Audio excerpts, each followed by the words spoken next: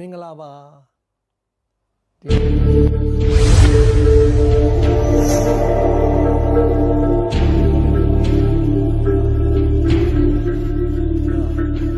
When was the Roman Catholic Church made? In order to understand its birth, first we need to follow the process on how the early church in Rome, which had been persecuted, obtained recognition from the Roman Empire. The church in Rome kept the undefiled truth of the early church in its initial stage, but later accepted various gods of Rome and religious customs when it became acknowledged as a Roman religion. And this gave birth to the Roman Catholic Church that has the characteristics of Roman polytheism. The Apostle Paul preached the gospel of Christ to Palestine, Asia Minor, Greece, and finally in Rome.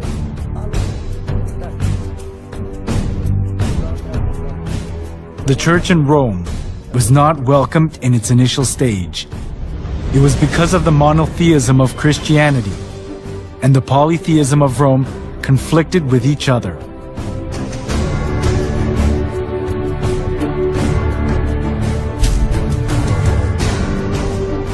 The Romans believed that everything, humans, places, and goods, was inhabited by divinity.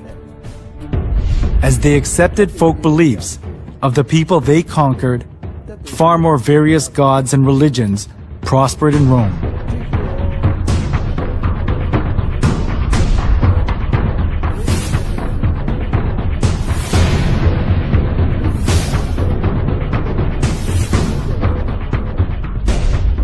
Christian monotheism that appeared in this age went counter to the polytheistic concept of Rome, especially as the Roman emperors approved all the religions of the people they conquered in order to rule over them and to achieve their political purposes. This came into conflict with Christianity, so the Roman emperors persecuted the Christians.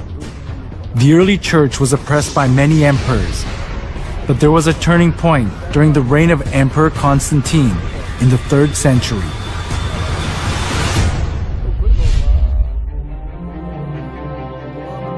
In 313, Emperor Constantine proclaimed the Edict of Milan.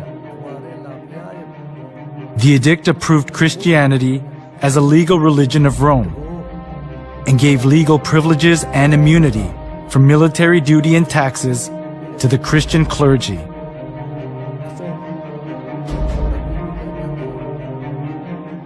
There was the political goal of Constantine underlying such kinds of preferential treatment.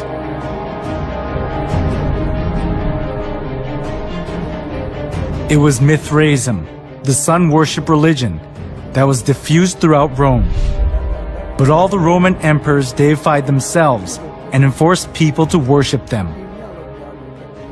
Some of the nobility were fascinated by the Egyptian mystery religion.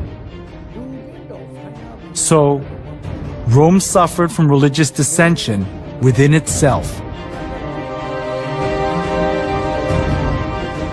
At this, Constantine tried to make the best use of Christianity that had spread throughout the whole region of Rome, despite all sorts of persecution.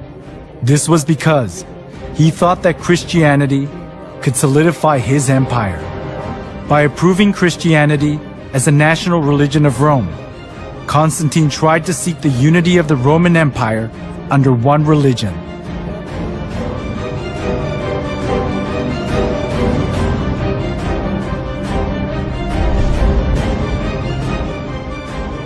Thanks to Constantine's pro-Christian policies, many believers of the polytheistic religions of Rome streamed into the Christian church. This tightened Constantine's political grip, and Christianity positioned itself as the religion of Rome, expunging persecution and contempt it had received so far. However, the indiscreet conversion they did without having any kind of understanding or faith, rather produced an adverse effect, the influx of pagan customs into the church.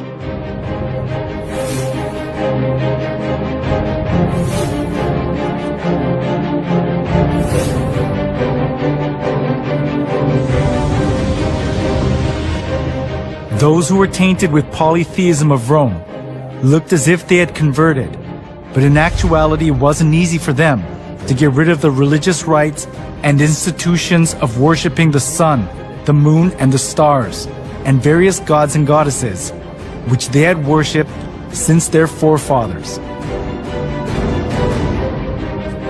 The Church in Rome sought for solutions to disburden the pagans when they converted to Christianity. It was to bring in things similar to the gods that the pagans had believed into the Church. They thought they would increase the number of pagan converts by doing that.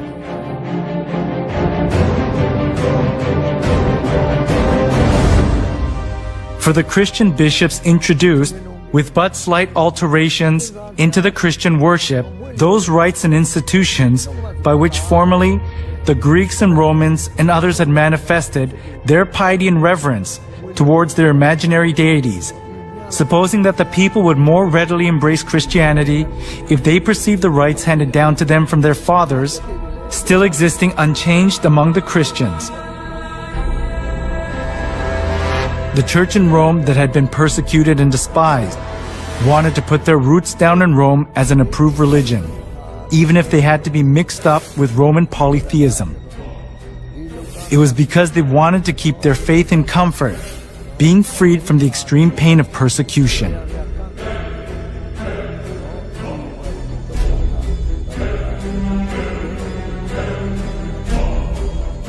To attract more pagans, the Church in Rome tried to Christianize various kinds of pagan gods to suit the Bible. One of the most representative things among them was accepting pagan customs of the sun god worship tradition. The Church in Rome identified Jesus with the sun god.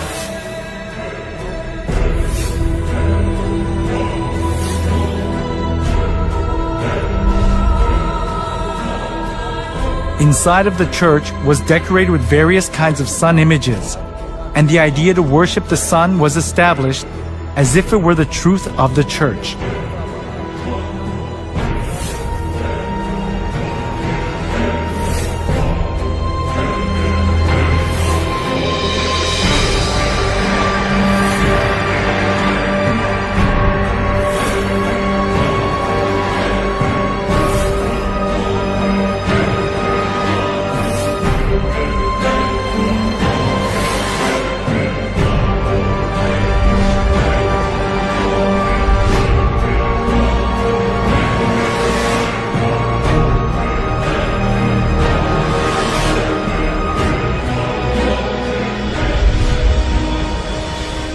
All judges, city people, and craftsmen shall rest on the venerable day of the sun. Constantine's edict in 321 played an important role in making the sun god worship faith to put its roots down in the church. Constantine continued to identify the sun with the Christian god in some way. When in 321, Constantine made the first day of the week a holiday, he called it the Venerable Day of the Sun, Sunday. The Christian church took over many pagan ideas and images. From sun worship, for example, came the celebration of Christ's birth on the 25th of December, the birthday of the sun. As the sun god worship mingled in with Christianity, the church in Rome was deprived of its purity of the early church and changed its appearance to the Roman Catholic Church.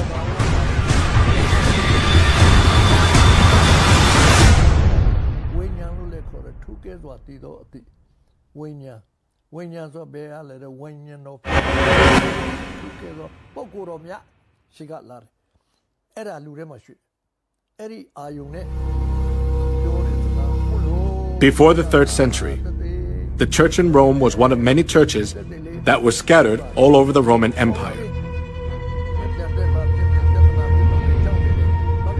The reason the church in Rome later became the head of all the churches of the world and dominated the Middle Ages was because it joined hands with Emperor Constantine. As a result of Constantine's pro-Christian policies, many people who believed pagan gods converted to Christianity. This consolidated Constantine's political position, and there was no need for the church in Rome to refuse the converts because it was a good opportunity to secure its religious position.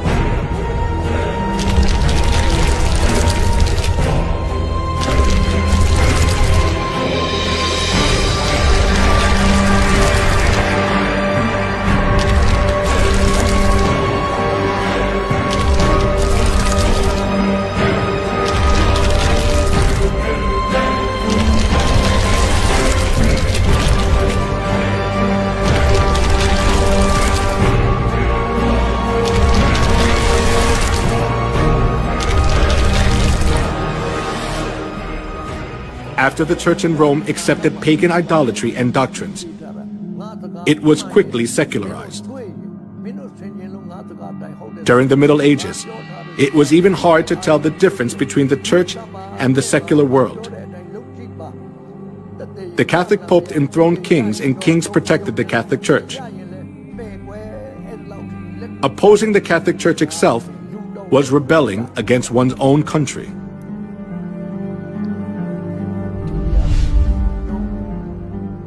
The Pope wielded an absolute power. We can see just how powerful he was through one incident, the humiliation at Canossa. That happened during the time of Pope Gregory VII. Pope Gregory VII claimed that the Pope could not be judged by anyone on earth,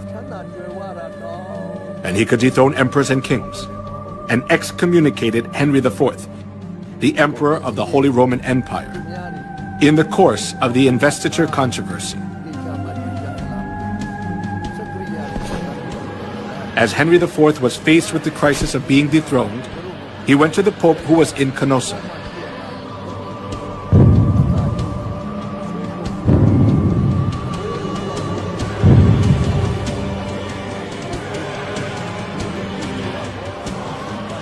Barefoot, he knelt for 3 days in the snow, outside the castle of the Pope, and begged for his forgiveness. This is what is called the humiliation at Canossa incident.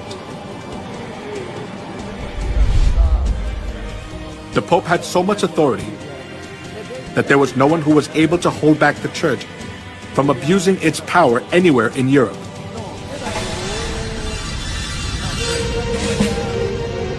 Not only that, the popes committed numerous crimes such as murder, blasphemy, simony, and adultery to hold on to their seat of power.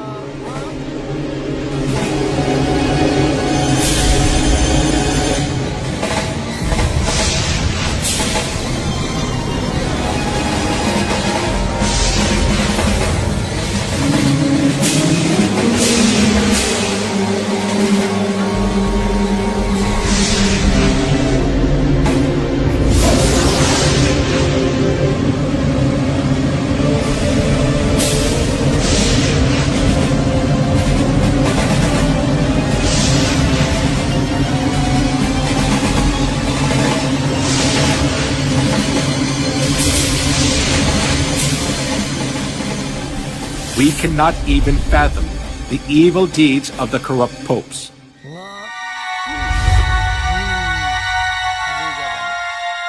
Among them, Pope Leo X enjoyed works of art and collected masterpieces. He invited artists like Michelangelo, Leonardo da Vinci, and Raphael to the Vatican and richly ornamented the church. Being driven by his vanity, he constructed St. Peter's Basilica. However, as he ran out of money by collecting costly works of art, he started to print a greater amount of indulgences.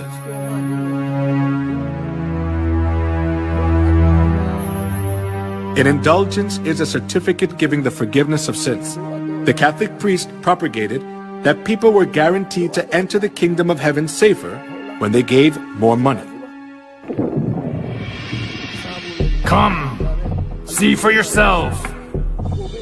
This is not just a simple indulgence. Even though you don't do confession, all your sins will be forgiven. Even the sins of your relatives in purgatory will vanish. Will you just leave your mother to suffer in the fire? Come here, everyone. Come. When you drop the coins in the box and it makes a clinking sound, then the souls will arise from the fiery purgatory.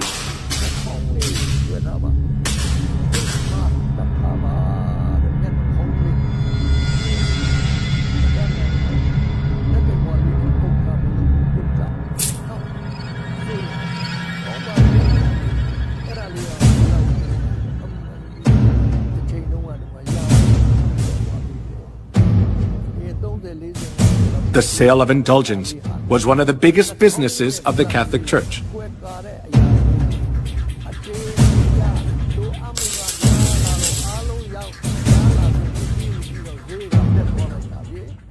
Since indulgences was a good solution for those who were seized by the fear of hell, numerous people gathered to buy the kingdom of heaven.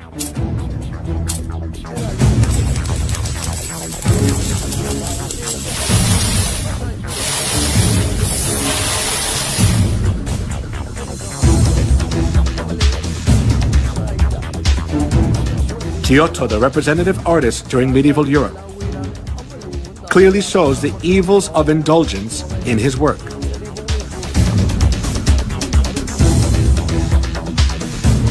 The Last Judgment. In the painting, Jesus, the judge, is in the middle and the apostles are on both sides. Heaven is shown on the right and hell is shown on the left. One thing that is worthy of notice here is the scene where souls are weighed. A man who is on his knees presents a model of the chapel to three women.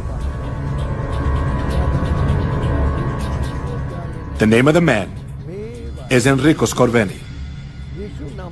He was a notorious loan shark of that time. Because loan sharking was a big sin, he could never dream of entering the kingdom of heaven.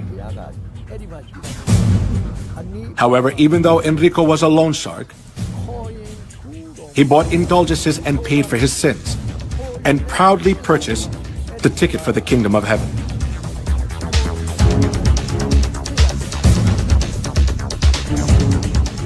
The Bible teaches that only God can forgive sins.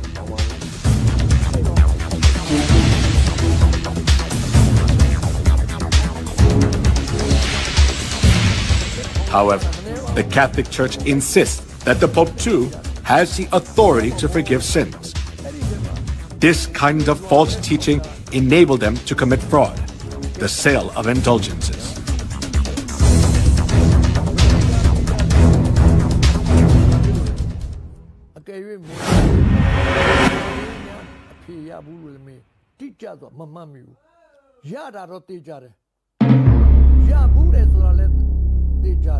The Inquisition, run by the Catholic Church, is evidence that shows how corrupt and cruel the Catholic Church is. The Inquisition, which was established for religious trials, became a transnational institution of the Catholic Church. It was devised to condemn heretics designated by the Catholic Church. Heretics defined by the Catholic Church were the Christians who opposed the false insistence and doctrines of the Pope and wanted to live by the Bible. to rule over the world as they want. The popes tried to get rid of the Bible and restricted people from reading it.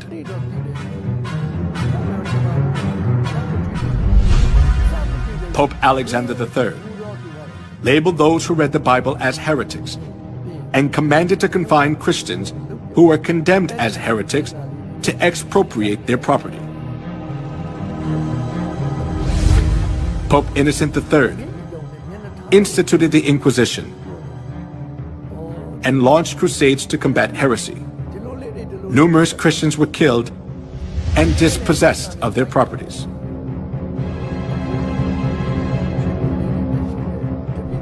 Pope Gregory IX claimed to punish heretics who did not repent and appointed the Order of St. Dominic as the Inquisitor. Pope Innocent IV promulgated the bull Ad Extirpanda, explicitly authorizing torture, and commanded to burn everyone who opposed Catholicism. Here is the salient religious trial of the century. Giordano Bruno, a medieval astronomer, was charged as a heretic by the Catholic Church and burned at the stake. The reason he was burned was that he denied the geocentric theory and insisted on the heliocentric theory.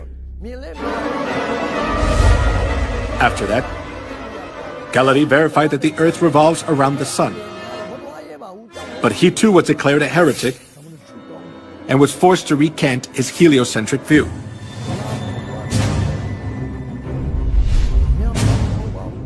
Joan of Arc, Maid of Orleans, who saved France from a crisis, was burned at the stake as a witch by the Inquisition. As years went by, the Inquisition helped the Pope exercise his extraterritoriality. To stay in power, the Catholic Church accused those who stood against them of being heretics and eliminated them. If a person was charged of being a heretic once, he had no right to have counsel. He was severely tortured and ended up being imprisoned for life or executed by fire.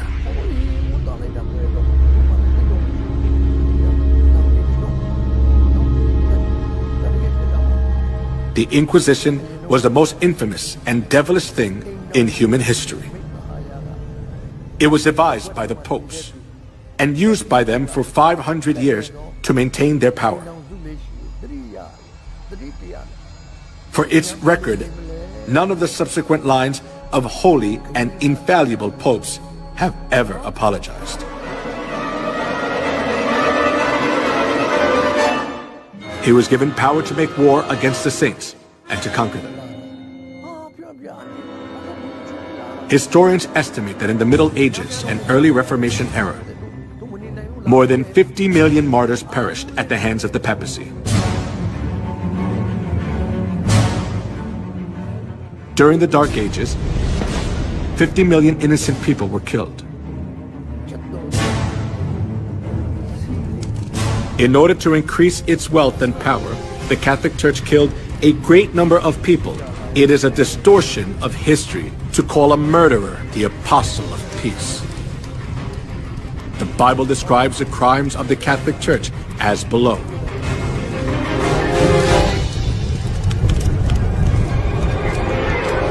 I saw that the woman was drunk with the blood of the saints, the blood of those who bore testimony to Jesus.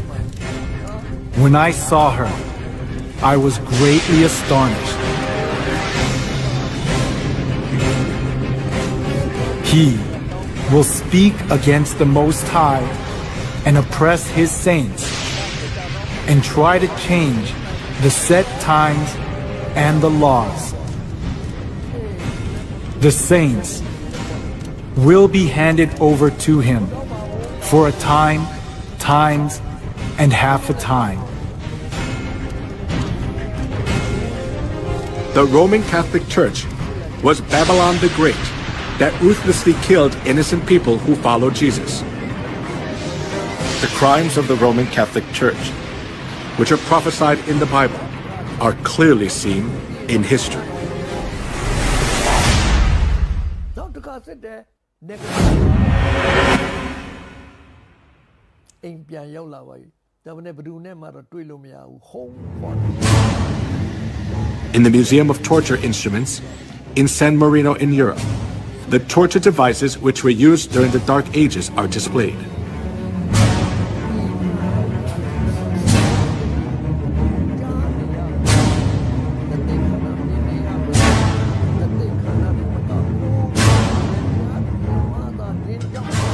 Iron Maiden. It is one of the representative torture devices from the medieval period. ထမင်းစားတာအရသာမရတော့ဘူးစိတ် It is an iron cabinet with a spike-covered interior, with iron spikes about 8 inches long. When a person is enclosed inside, the whole body is pierced with the pointed iron spikes and is fatally injured, and the person dies slowly from excessive bleeding.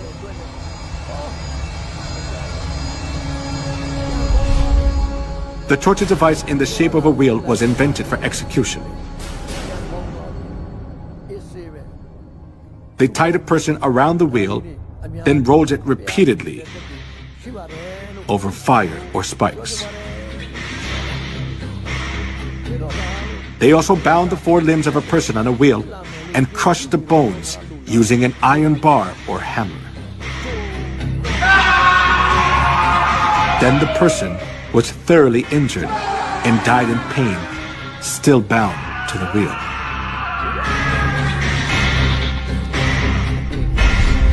The Inquisition invented cruel torture devices to give victims as much pain as possible.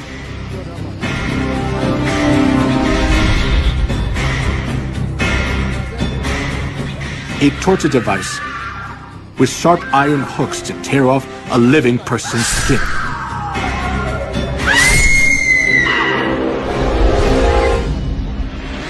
A pyramid-shaped torture device with a sharp tip.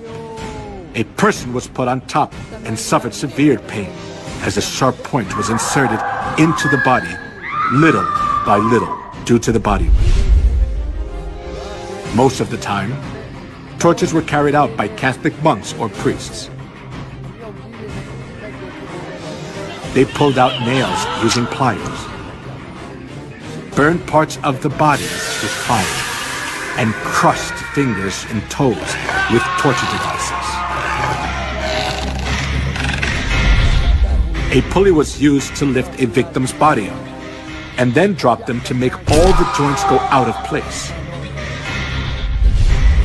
A person was burned alive while their hands and feet were tied. A chair with spikes was used to tie a person down, and it made blood come out from every part of their body. If a victim denied the Catholic Church's teachings, despite the hard torture, they poured boiling lead in the mouth or ears, or gouged out their eyes, or flogged them until parts of their skin flew off.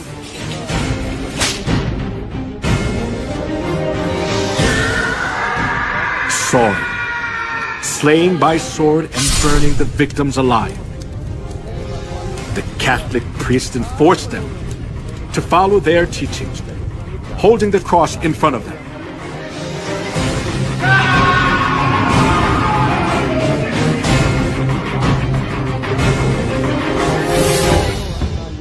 The persecution for anti-Catholics continued as a large-scale massacre.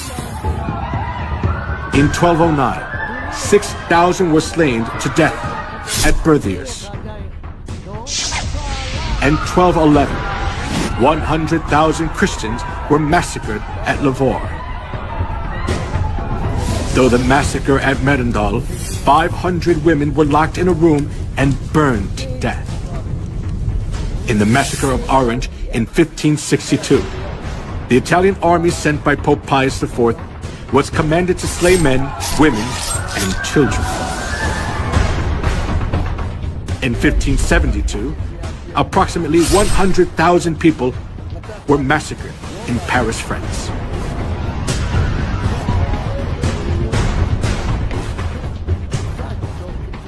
He will speak against the Most High and oppress his saints. The saints will be handed over to him for a time, times, and half a time.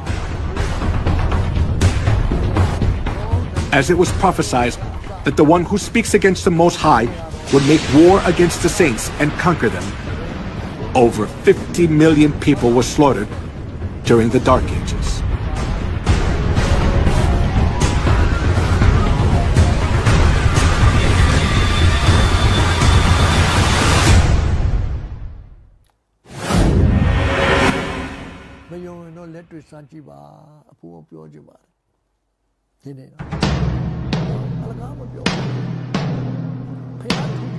The cruel massacre of the Catholic Church during the Dark Ages continued to the Holocaust, which killed 6 million Jews, the most tragic event in human history.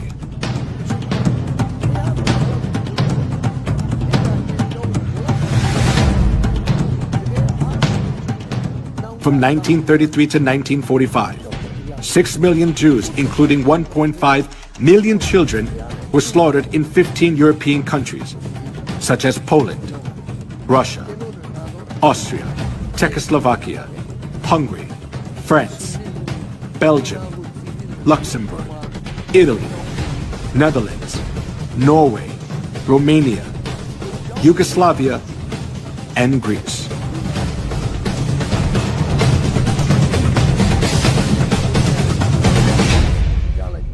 All property of the Jews was confiscated. Women were dragged naked in public. They suffered from starvation, infectious diseases, confinement, and public execution. The Jews who survived faced a miserable death in gas chambers in concentration camps built by the Nazis.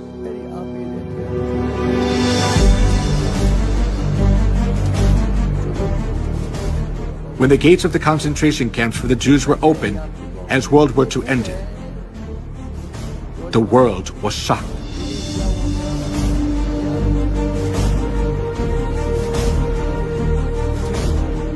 In the concentration camps, there were dead bodies of the Jews that were not buried yet, piled up like a mountain.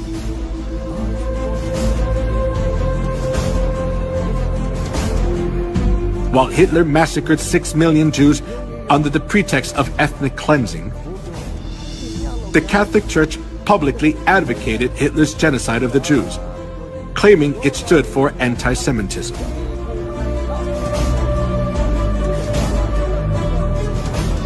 When the Nazis' genocide of the Jews reached its peak, Weissmandl, a Jewish rabbi, sent a letter to the Vatican to ask for help. He begged the Pope to save the innocent Jews, especially young children. 1.5 million out of 6 million Jews who were slaughtered were children. His plea was a desperate outcry. However, the reply he received from the papacy was not just heartless, but blood-curdling. There is no such thing as the innocent blood of Jewish children. All Jewish blood is guilty, and the Jews must die, because that is their punishment for that sin. The Catholic Church was always hostile to the Jews for the reason that they had killed Christ. And they committed countless murders under the pretext that they were punishing the Jews on behalf of God. This kind of attitude of the Catholic Church greatly affected Hitler, who was Catholic. Dann wird das Ergebnis nicht die Bolschewisierung der Erde und damit der Sieg des Judentums sein, sondern die Vernichtung der jüdischen Rasse in Europa.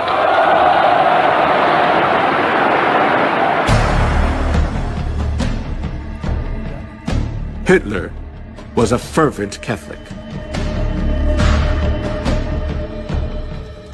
The reason Hitler extremely hated the Jews was from the historical experience of the Catholic Church, which had treated the true Christians and the Jews mercilessly for 1600 years. For this reason, Hitler was able to commit the Holocaust, sending 6 million Jews to gas chambers without hesitation.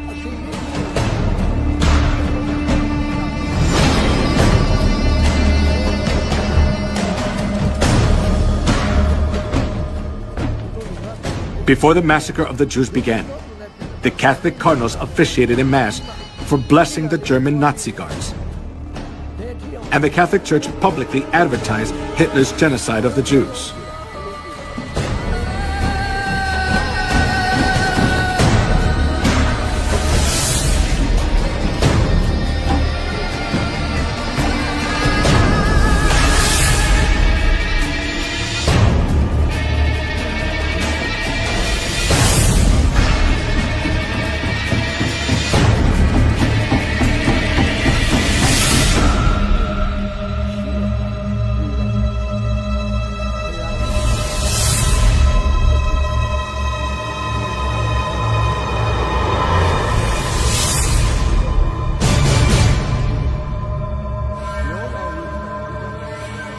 The Catholic Church has committed crimes against humanity for centuries in the name of religion.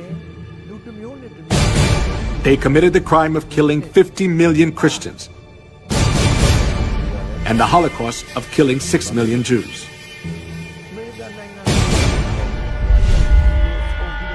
The traces of the massacre of the Jews still remain at the Auschwitz concentration camp in Poland. The pictures of the Jews and their belongings are displayed in the concentration camp, showing how the Jews were mistreated, cursed, and insulted.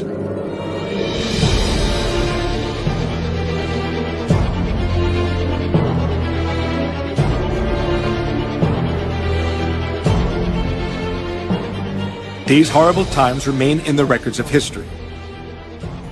But all the errors of the Catholic Church are disappearing from people's memories, little by little.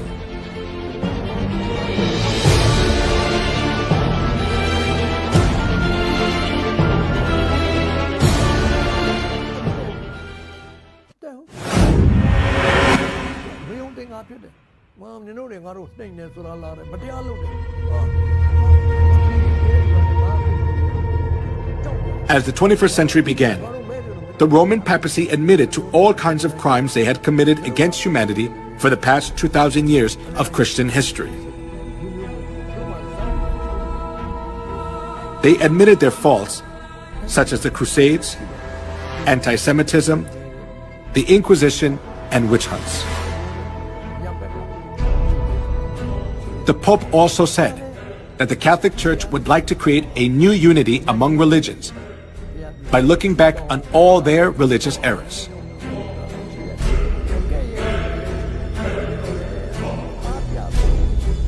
However, can all the errors of the Catholic Church be forgiven by just admitting to all the crimes they committed against humanity in the past?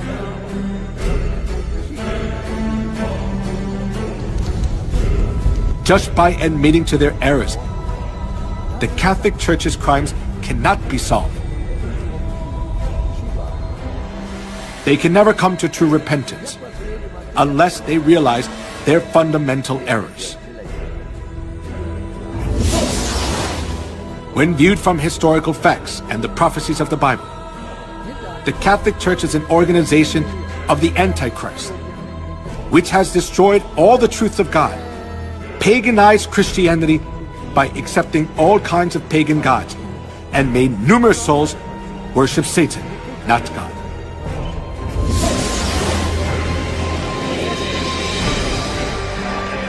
Not being content with their crime of killing cruelly whoever was against them for the past 2,000 years of Christian history, the Catholic Church is still committing a crime of driving countless souls to death. Therefore, admitting their crimes, which have already been revealed through history without having fundamental repentance, is only a crafty trick of the Catholic Church to pull the wool over people's eyes.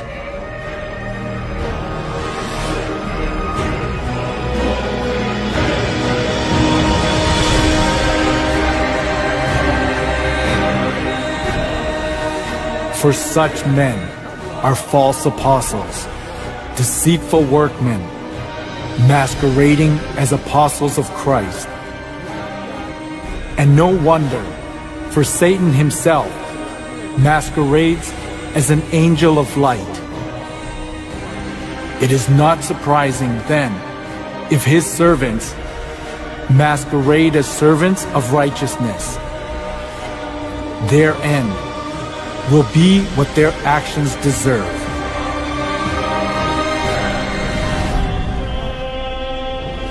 In human history, the organization which has killed the most people is the Catholic Church.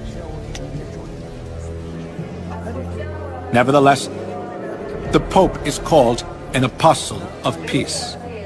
It is an act to distort history. The reason the Catholic Church is more dangerous than any other organization is that they are doing all these things in the name of Christ.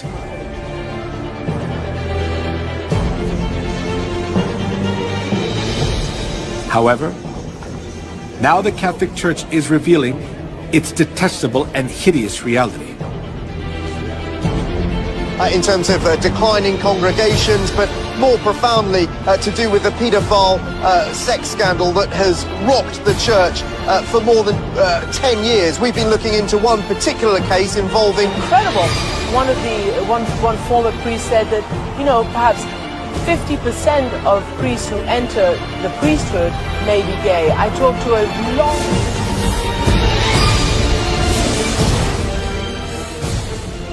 This is the living evidence which shows that Babylon the Great is falling apart, being judged by God's wrath as it has been prophesied in the Bible.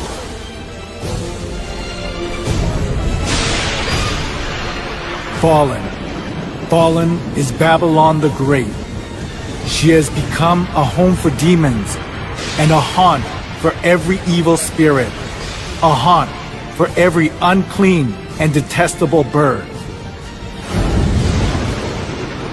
Give her as much torture and grief as the glory and luxury she gave herself. She will be consumed by fire. For mighty is the Lord God who judges her.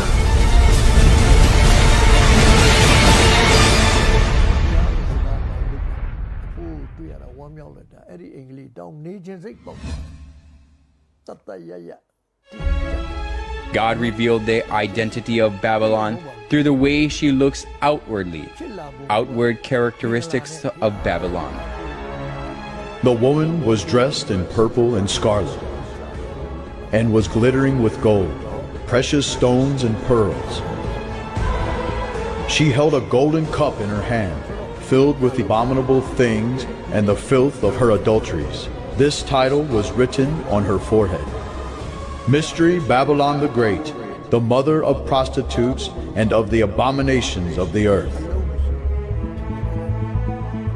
In the Bible, women refers to the church, and among numerous churches in the world, the church that is dressed in purple is the Catholic Church. The color of the traditional priest robe of the Catholic Church is purple and scarlet.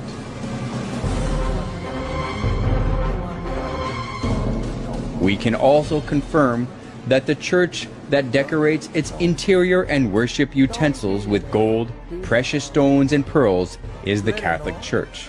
And in addition, it is only the Catholic Church that give Mass holding the golden cup, true to the words, "She held a golden cup in her hand."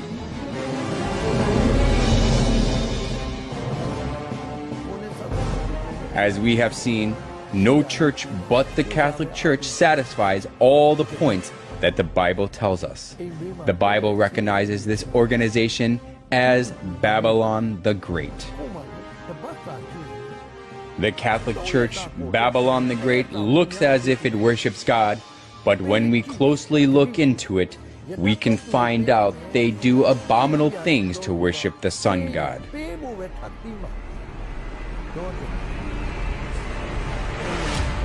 The Roman Catholic Church disguises itself as an angel of light, but it craftily introduced the customs of detestable idolatry and the sun worship of ancient Babylon. So the Bible recognizes it as Babylon the Great.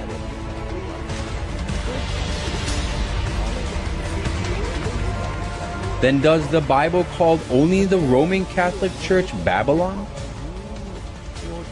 It also calls the Protestant churches which keep the Sunday service and Christmas originated from the sun worship as Babylon too. This title was written on her forehead.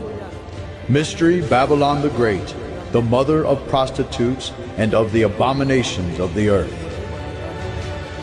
In the Bible, women refers to church. So, a prostitute means a false church that practices lawlessness. The Bible tells us that Babylon the Great, which is expressed as the mother of prostitutes, is the Catholic Church and the Protestant churches. Small prostitutes that come from the Catholic Church are small Babylons. The Catholic Church, which leads the whole world astray as the mother of prostitutes, is proud of itself as the mother church that gives birth to all Protestant churches. The Catholic Church is the continuation of the Incarnation and the prolongation in time and space of the Redemption. It is the mother church of all Christendom.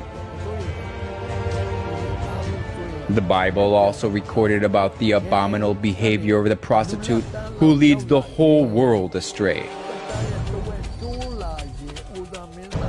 The kings of the earth committed adultery with her, and the merchants of the earth grew rich from her excessive luxuries.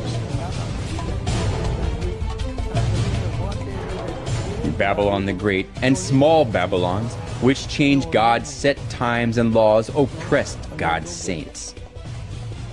The Bible prophesies that God's rage will judge them in the end. After this, I saw another angel coming down from heaven.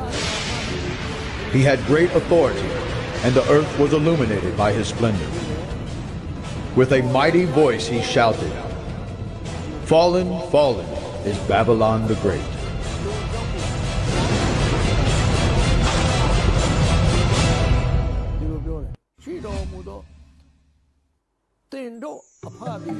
Piazza di Spagna, where the movie Roman Holiday was filmed, just below the Spanish Steps, which became famous where Audrey Hepburn ate ice cream, there is a boat-shaped fountain, and we can see that the water is running out of the sculpture of the sun.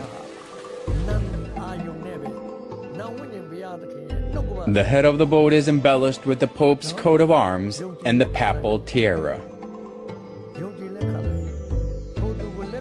The tiara is the symbol of the papacy. The fact that the tiara is at the head of the boat tells us that the Pope is the very person who leads the sun worship. It is easy to see the tiara in many places of the Catholic Church.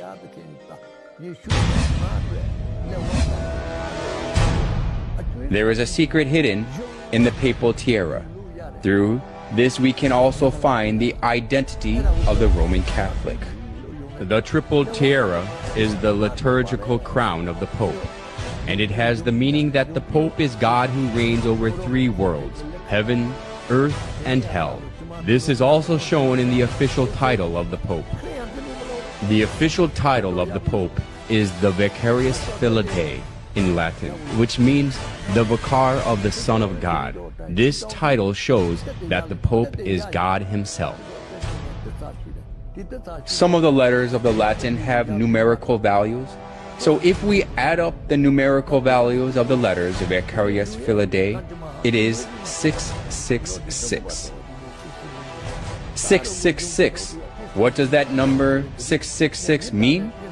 The Bible records about the identity of 666. If anyone has insight, let him calculate the number of the beast, for it is man's number. His number is 666.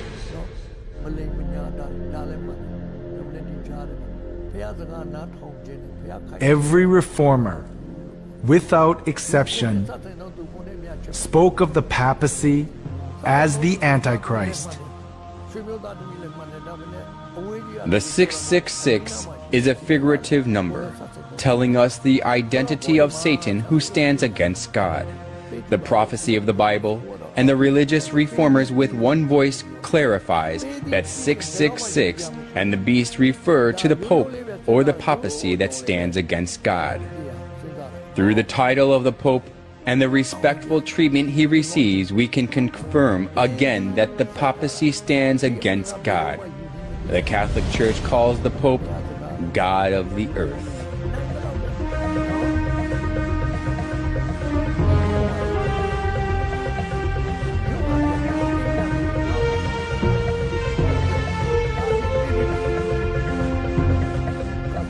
The Pope is a mere man, but the Catholic Church insists that he can modify God's laws as he pleases.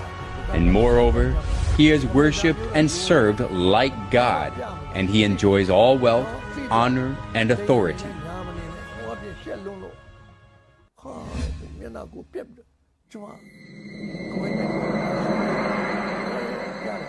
The obelisk standing in the center of St. Peter's Square is closely related to sun worship.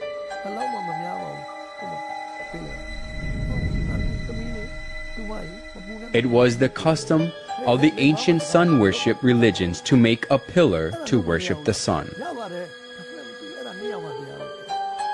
Obelisk was set up at a temple or tomb as a monument to worship the sun god. It typically had a pyramid-like shape at the top, and the pyramid is the emblem of the sun god of the Egyptians, Ra. Like this, the obelisk was made for the sun god. Then, why are the obelisks, the symbol of the sun worship, set up in front of the Catholic churches? When we look carefully at the obelisk standing in front of the Catholic Church, it has the star-shaped divine light and cross, which are symbolize the sun.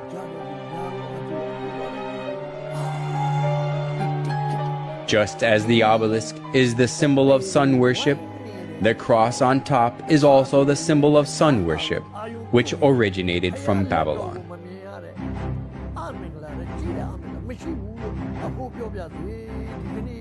Crosses are also found in the murals of ancient Babylon and Assyria, especially the image of cross on the headband of the sun god Tammuz shows that the cross is originated in Babylon. The Egyptians used the Ankh cross. The shape of the cross made of two wooden poles, which the church started to use, came from the ancient Chaldean region. In the Chaldean Empire, the adjacent regions, including Egypt, the cross was used as a symbol of Tammuz. So, it is certain that the cross was made to worship the sun god.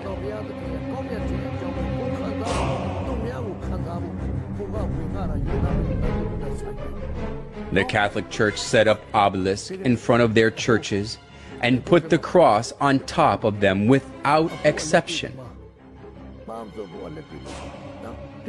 They put one more symbol on the sun on top of the solar pole obelisk.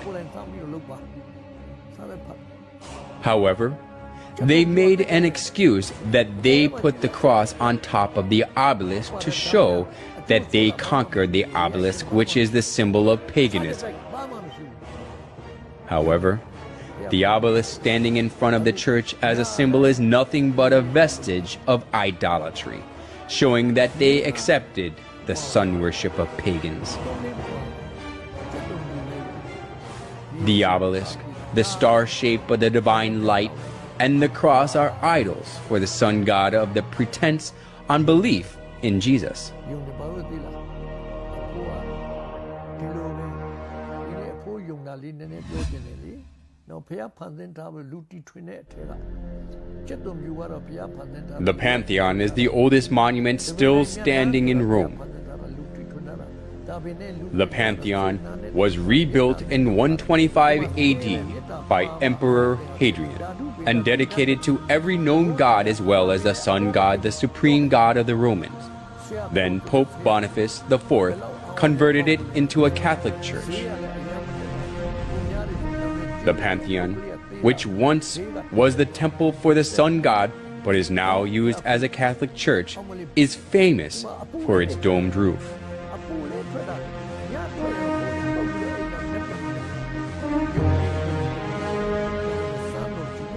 This domed roof is the figuration of the sky and the universe.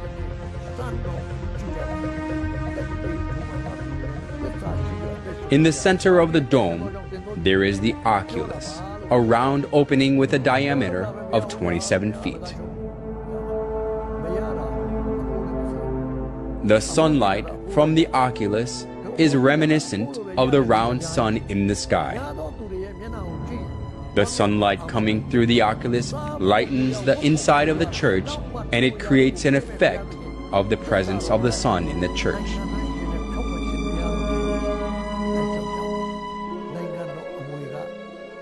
We can find the same round shape in St. Peter's Basilica as well. When we look up at the ceiling of St. Peter's Basilica, there is a circle like the sun at the center, and its shape looks like sunlight spreading from the circle. This kind of circular shape can be found not only in St. Peter's Basilica, but on the ceilings of most Catholic churches. Various forms of circle, which embody the sun, prove that the Catholic Church worships the sun.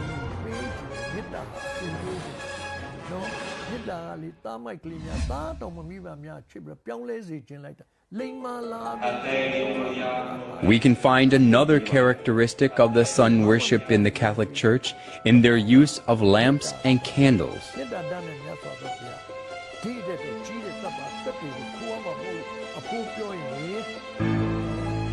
Even in the daytime, they light lamps and candles on the altar.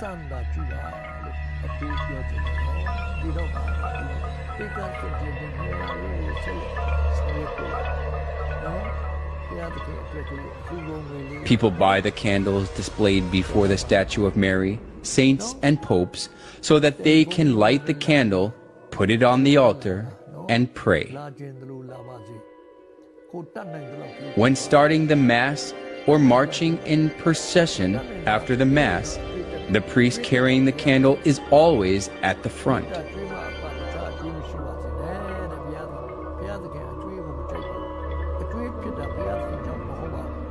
Where does the use of candles in Catholic Church come from?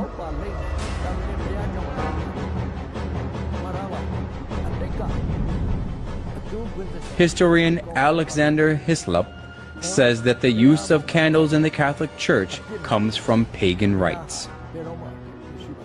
The use of these lamps and tapers comes from the same source as all the rest of the papal superstition. For so, according to the established rites of Zoroaster, was the sun god worshipped. In the pagan processions also at Rome, the wax candles largely figured, accompanied by crowds of all sorts that were initiated in the same religion, all with flame bow or wax candles in their hands. In the Molucca Islands, wax tapers are used in the worship of Nido, or devil, whom these islanders adore. Catholic scholars also admit that the use of candles in the Catholic Church came from paganism. We need not shrink from admitting that candles, like incense and lustral water, were commonly employed in pagan worship and in the rites paid to the dead. We must not forget that most of these adjuncts to worship were not identified with any idolatrous cult in particular. They were common to almost all cults.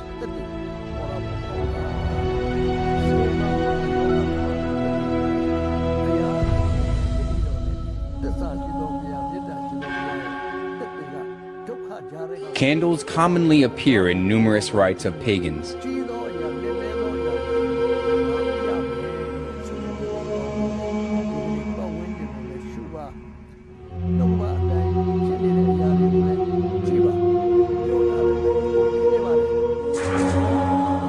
And it proves that the use of candles in the Catholic Church comes from sun worship.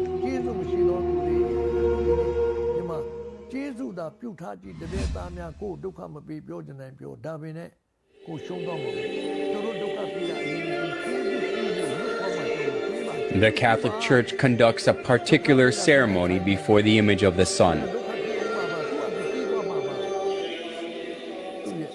Watching their Mass, we can find out that it is closely related to sun worship.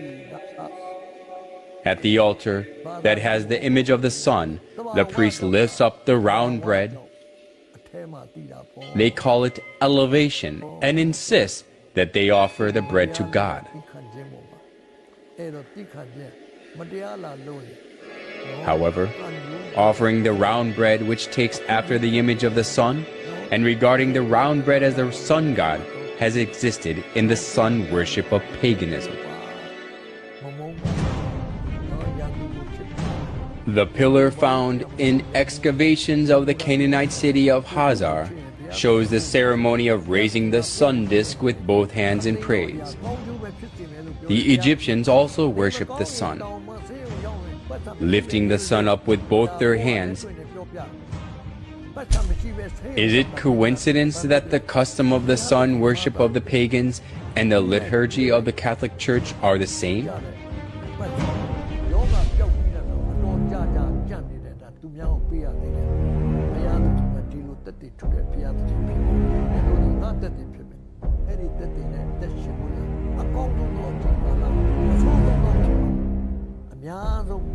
On special days, they put the bread in the sun-shaped frame and go parade through the streets for public display.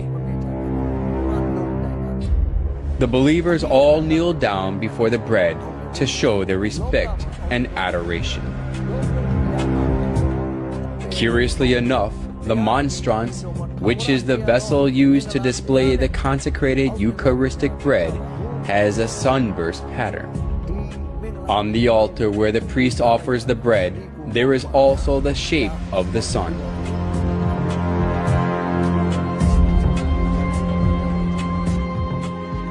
By offering the bread in the sunburst pattern, they worship the sun.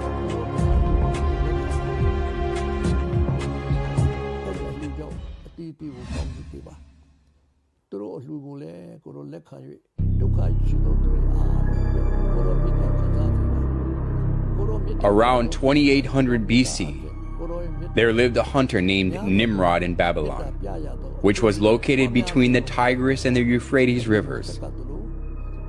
Whenever wild animals threatened the people, he protected them with his power.